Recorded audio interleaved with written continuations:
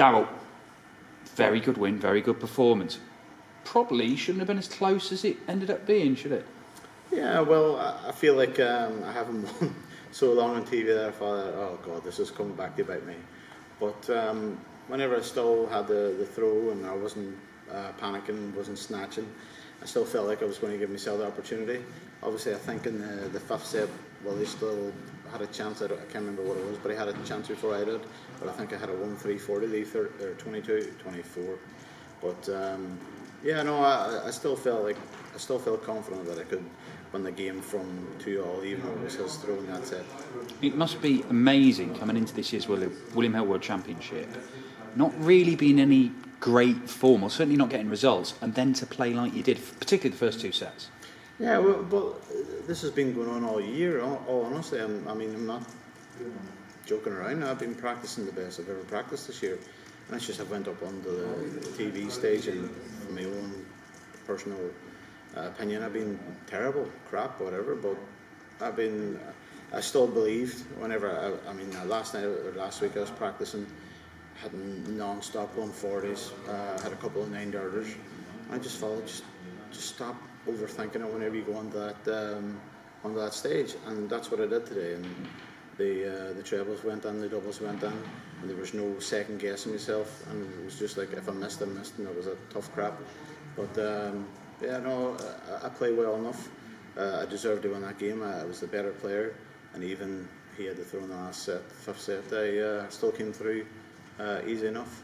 I think a lot of people have been talking about this year's William Hill World Championship potentially being the most open it's ever been, but Daryl Gurney's not really a name that's been tossed around as a potential winner. That performance might make people rethink, mightn't it?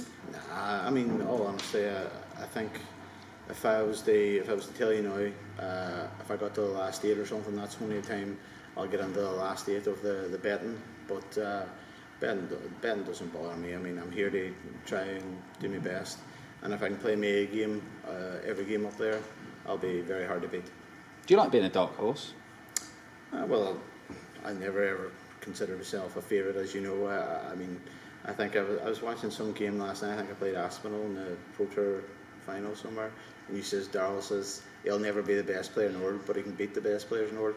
And that's just the same mentality. I feel like, I mean, I can beat anybody, but I'm not a Michael van Gerwen, I'm not a Gerwin Price. It's going to be Peter Wright that could be number 1 in the world. I'm not as consistent as them, but on a daily basis, 1 game a day, I can beat anybody. Chris Dobey coming up, he's a guy in a very similar position to you, where he comes into this having not won many games recently, and just one performance on that stage might have made people rethink and go, hang on, he's back to his best stuff. Yeah, no, yeah, I mean, the funny thing was, I only seen 1 game, and it was his. Whenever it was, I think it was the 3rd set, and it was 1-1, I think it was, and he was on 25, and he took it out, and then he just went 12 to win the set, and then he went 12, madness. I think he averaged 113 the next set, so no, fair play to him, because all honestly, I texted him after that, because it hasn't been an easy year for him and me, so yeah, no, I texted him to say well played, because they come from 2-0 down against Jeff Smith. It's no easy opponent. It was a game and a half, so fair play to him. But no, I mean, I wish I was. If I'm hoping I'm going to be in the same position Jeff was, I'm 2-0 up, but I'm going to try and close it out. So yeah, no, I expect a good game. There's going to be no easy games, but no, I'm going to go back now and I'll be practicing every day like I have the last previous few weeks, and hopefully turn up and play even better instead of messing about, winning 3-0 instead of winning 3-2. Well played today, congrats. Cheers, Dan. Daryl, congratulations. What's the last few months been like for you? Obviously, you've touched on it there that it was your first win on TV for a while, you'd almost forgotten how to win. What's that like when you come off knowing that you're practicing well, but you just can't reproduce it up there? Well, it's just between the years, isn't it? I mean, my throw, my action's good, my stance is good, everything's good. So the only thing that's stopping me is between the years, really. It's just not having enough confidence whenever I walk up to that big stage. So I just thought to myself, and the best thing I did was the day I came in early, I threw on the stage before anybody came, any other thrower came in.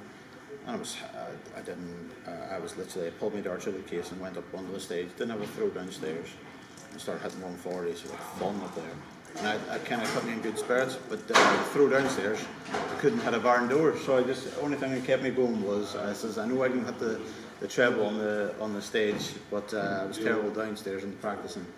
But no, I mean, I got to keep up the belief, keep in the hard work now, and if I keep on doing what I was doing there in that game, instead of letting players come back at me, I mean, I still think that I could have won that game 3-0 if I would had any other double than double 3.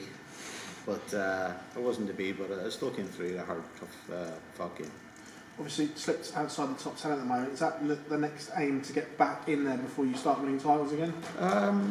No, I haven't got. I just one game at a time. Doesn't matter what tournament it is. I mean, I just feel like just keep up the hard work again. Keep on the dedication, the hard work, 2.5 hours a day, and get yourself back to where you were.